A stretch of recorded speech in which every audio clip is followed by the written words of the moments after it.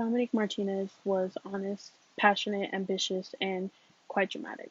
She was always focused on being the best version of herself. She was hard on herself, but it was only because all she wanted to do was grow and do better.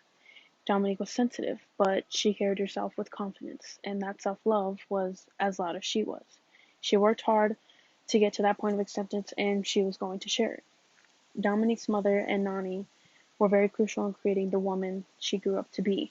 She strived to become just as powerful as them. She looked up to them to be her guidance, providers, and protectors. They embraced their feminine qualities and defied others' expectations of their role as a woman. Dominique cherished and acknowledged the influence of strong women within her family. They taught her to be resilient, to trust that everything would be okay even when it seemed as if things were all falling apart. She believed the universe would always make sure she landed on her feet. She was grateful for such an amazing support system that encouraged her every step of the way. Her Nani's house in Arizona was a sacred space to her. It was the only place that she thought she could truly call home. Early mornings, with the yellow sunrise peeking through the blinds, was how she described the sentiment of being there. It was a place that the whole family would come together. As a child, she would practice ballerina spins in the backyard. She helped cook dinner and bake cookies in the kitchen with her nanny. Her uncles played video games and watched TV with her. It was special to Dominique because it felt safe there and it was somewhere that she could store her memories. It became more than a house on Calle Medina. It felt like the only tangible part of her childhood left in the world. Her younger sisters were the most important people in her life. Dominique took care of them and bossed them around as if they were her own children. They never spent more than a day without one another and did everything together. They were always there for each other at any given moment.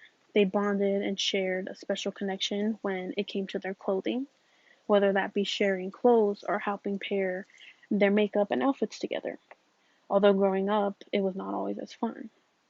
Dominique despised the fact that she had to share everything she owned, as well as her younger sisters becoming tired of the hand me downs.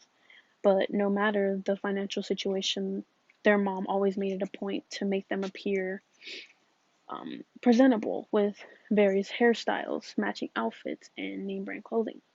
Dominique highly respected her mother's approach to fashion. She taught her children to use their style as an outlet to express their individuality, and it stuck with them into their adulthood. Her uncles introduced her to many new musical artists and took her to her first concert at age 14. They watched a German band called Rammstein. Since then, Dominique never stopped going to concerts. She planned one at least every single year after that. She loved buying a specific outfit at the event. She loved the adrenaline of the crowd and bringing her loved ones to enjoy the concert together. Concerts were essentially her main source of happiness, and she held the biggest smile on her face as she sang her heart out and danced without a care in the world in those few hours of fun.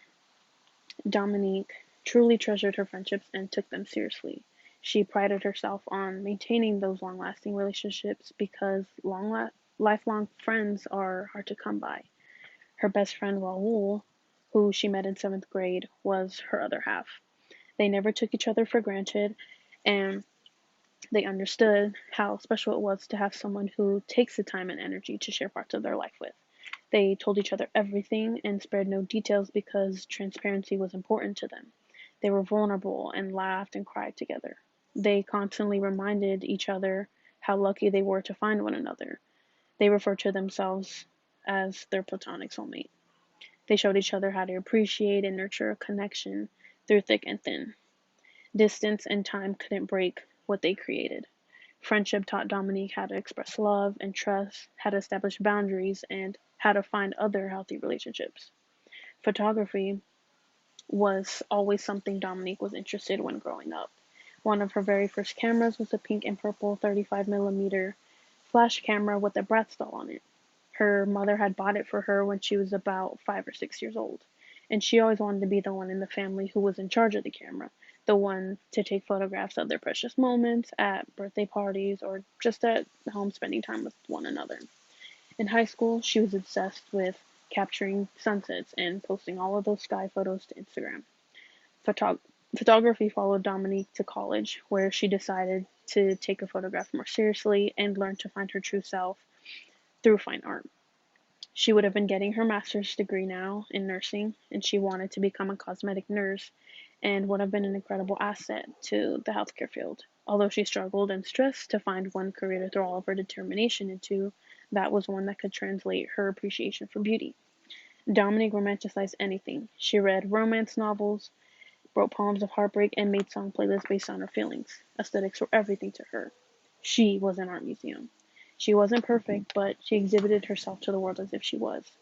She knew her worth. Dominique made sure to become someone she loved and valued and will be remembered as such.